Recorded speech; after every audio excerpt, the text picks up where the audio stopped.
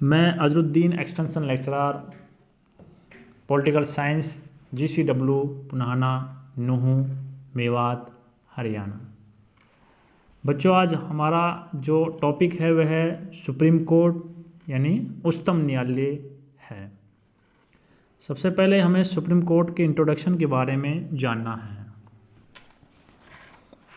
भारत में संघीय शासन प्रणाली को अपनाया गया है, जहां देश की समस्त शक्तियों को केंद्र के साथ साथ राज्यों में भी विभाजित किया गया है। उसी प्रकार देश में एक सुप्रीम कोर्ट और 25 हाई कोर्ट भी स्थापित किए गए हैं।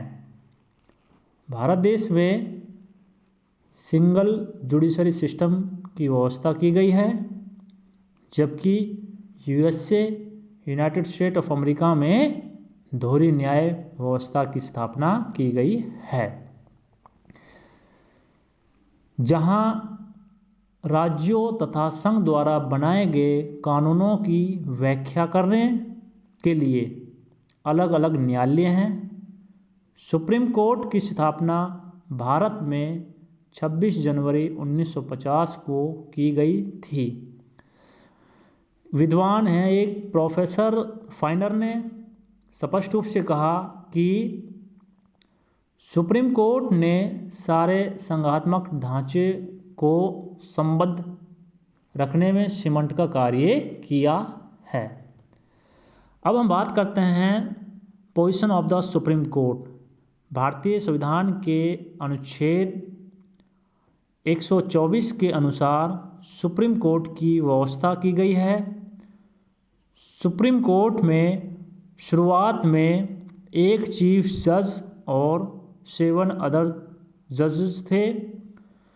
1957 में पार्लियामेंट के अंदर एक अमेंडमेंट हुआ, जिसके द्वारा उच्चतम न्यायालय के न्यायाधीशों की संख्या में वृद्धि करके टोटल 11 कर दी गई थी। उसी प्रकार 1986 में एक अमेंडमेंट हुआ, जिसके द्वारा उनकी संख्याओं में वृद्धि करके 25 कर दी गई थी। और 21 फरवरी 2018 को कैबिनेट के निर्णय अनुसार सुप्रीम कोर्ट एक्ट 1956 में एक संशोधन करके न्यायाधीशों की संख्या 25 से बढ़ाकर 30 कर दी गई थी। वर्तमान समय में सर्वोच्च न्यायालय का जो मुख्य न्यायाधीश है श्री शरण अरविंद बोबड़े है, जो अपने पद पर 23 अप्रैल 2021 तक बना रहेगा। अब हम बात करते हैं अपॉइंटमेंट ऑफ द जजेस। उच्चतम न्यायालय के मुख्य न्यायाधीश और अन्य न्यायाधीशों की नियुक्ति देश के राष्ट्रपति के द्वारा की जाती है। आर्टिकल 124 में स्पष्ट रूप से बताया गया है कि सुप्रीम कोर्ट के मुख्य न्यायाधीश के अलावा इस न्यायालय के अन्य न्यायाधीशों और हाई कोर्ट के न्यायाधीशों की नियुक्ति करते समय देश का राष्ट्रपति भारत के मुख्य न्यायाधीश से सलाह मशवरा लेगा। अब हम बात करते हैं क्वालिफिकेशन ऑफ द जजेस, यानी जो न्यायाधीश होते हैं उनकी योग्यताएं क्या है। बच्चों, आया समझ में यहाँ तक? तो भारतीय संविधान के अनुच्छेद 124 के द्वारा 124(3) में न्यायाधीशों की योग्यताओं के बारे में बताया गया है। तो सबसे पहले जो योग्यताएं हैं वे निम्नलिखित हैं। पहला पॉइंट है कि वह भारत का नागरिक हो। दूसरा पॉइंट है वह किसी उच्च न्यायालय या ऐसे 2 या 2 से अधिक न्यायालयों में कम से कम 5 वर्ष तक न्यायाधीश के पद पर रह चुका हो, और वह किसी हाई कोर्ट या 2 से अधिक हाईकोर्टों में कम से कम 10 वर्ष तक एडवोकेट रह चुका हो और वह राष्ट्रपति की नज़र में कोई प्रसिद्ध विधि वेत्ता हो। तो ये न्यायाधीशों की क्वालिफिकेशन होनी चाहिए। अब हम बात करते हैं कि न्यायाधीशों की अवधि क्या है। सुप्रीम कोर्ट के जो जज होते हैं वे 65 वर्ष तक अपने पद पर बने रह सकते हैं और 65 वर्ष की आयु के बाद उन्हें उस पद से हटा दिया जाता है। पार्लियामेंट न्यायाधीशों की अवकाश प्राप्ति की आयु बढ़ा सकता है और रिटायर होने के पश्चात उन्हें पेंशन भी दी जाती है। अब हम बात करते हैं next point, salary and allowance, यानी जो वेतन और जो भत्ते होते हैं वे उन्हें क्या है। सर्वोच्च न्यायालय के मुख्य न्यायाधीश को 2,80,000 रुपये मासिक तथा अन्य न्यायाधीशों को 2,50,000 रुपये मासिक वेतन मिलता है। उन्हें रहने के लिए अनेक प्रकार की निःशुल्क सुविधा भी प्रदान की जाती है। सर्वोच्च न्यायालय के न्यायाधीशों को जो वेतन और भत्ते दिए जाते हैं वो भारत की संचित निधि से दिए जाते हैं। अब हम बात करते हैं कि place of the Supreme court, सर्वोच्च न्यायालय का स्थान। सुप्रीम कोर्ट नई दिल्ली में स्थापित की गई है और भारतीय संविधान के अनुच्छेद 130 के अनुसार चीफ जज ऑफ इंडिया राष्ट्रपति के परामर्श पर इसकी बैठक अन्य किसी भी स्थान पर रख सकता है। बच्चों यहाँ तक समझ में आया। अब हम बात करते हैं jurisdictions of the Supreme Court, यानी सर्वोच्च न्यायालय का जो क्षेत्राधिकार है वे क्या है। सर्वोच्च न्यायालय का जो क्षेत्राधिकार है वे निम्नलिखित हैं, जिसमें पहला पॉइंट है प्रारंभिक क्षेत्राधिकार, दूसरा है अपीलीय क्षेत्राधिकार, तीसरा है परामर्शदात्री क्षेत्राधिकार, चौथा है अभिलेख न्यायालय और पांचवा है अपने निर्णय के पुनर्निरीक्षण का अधिकार। तो जो पहला पॉइंट है हमारा प्रारंभिक क्षेत्राधिकार, उसके बारे में मैं आपको थोड़ा सा बताना चाहता हूँ कि प्रारंभिक क्षेत्राधिकार किसे कहते हैं। वे केस, वे मुकदमे जो सीधे सुप्रीम कोर्ट के पास लाए जाते हों और उससे पहले उन केसों को, उन मुकदमों को निम्न न्यायालय में नहीं ले जाया गया हो, उनको प्रारंभिक क्षेत्राधिकार के नाम से जाना जाता है। अर्थात दूसरा पॉइंट जो होता है हमारा अपीलीय क्षेत्राधिकार।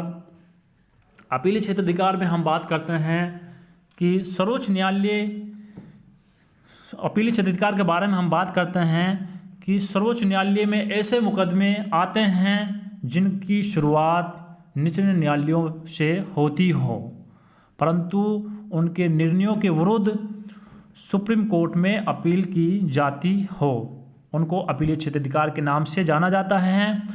सर्वोच्च न्यायालय के इन क्षेत्राधिकारों को निम्नलिखित श्रेणियों में बांटा जा सकता है। पहला है संवैधानिक, दूसरा है दीवानी, तीसरा है फौजदारी और चौथा है विशिष्ट। बच्चों तीसरा पॉइंट हमारा आ जाता है परामर्शदात्री क्षेत्राधिकार। तो परामर्शदात्री क्षेत्राधिकार में भारतीय संविधान के अनुच्छेद 143 के अनुसार सुप्रीम कोर्ट को परामर्श संबंधी क्षेत्राधिकार भी प्राप्त है। राष्ट्रपति किसी भी संवैधानिक या कानूनी प्रश्न पर सुप्रीम कोर्ट की सलाह ले सकता है। संविधान की व्याख्या, देशी रियासतों के साथ अनेक प्रकार के समझौतों की व्याख्या आदि विषयों पर भी देश का राष्ट्रपति सुप्रीम कोर्ट से परामर्श ले सकता है और अनेक प्रकार के प्रश्न भी पूछ सकता है। लेकिन देश का राष्ट्रपति उच्चतम न्यायालय द्वारा दिए गए सलाह मशवरों को मानने के लिए बाध्य नहीं है। नेक्स्ट पॉइंट हम बात करते हैं कोर्ट ऑफ रिकॉर्ड, अभिलेख न्यायालय। भारतीय संविधान के अनुच्छेद 129 के अनुसार सुप्रीम कोर्ट को कोर्ट ऑफ न्यायालय भी घोषित किया गया है।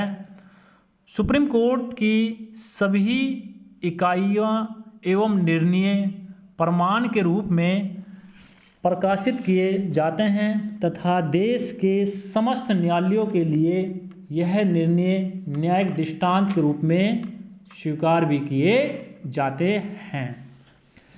भारतीय सुप्रीम कोर्ट किसी को भी न्यायालय का अपमान करने के दोष में सजा भी दे सकता है। बच्चों, नेक्स्ट पॉइंट हमारा जो है अपने निर्णय के पुनर्निरीक्षण का अधिकार।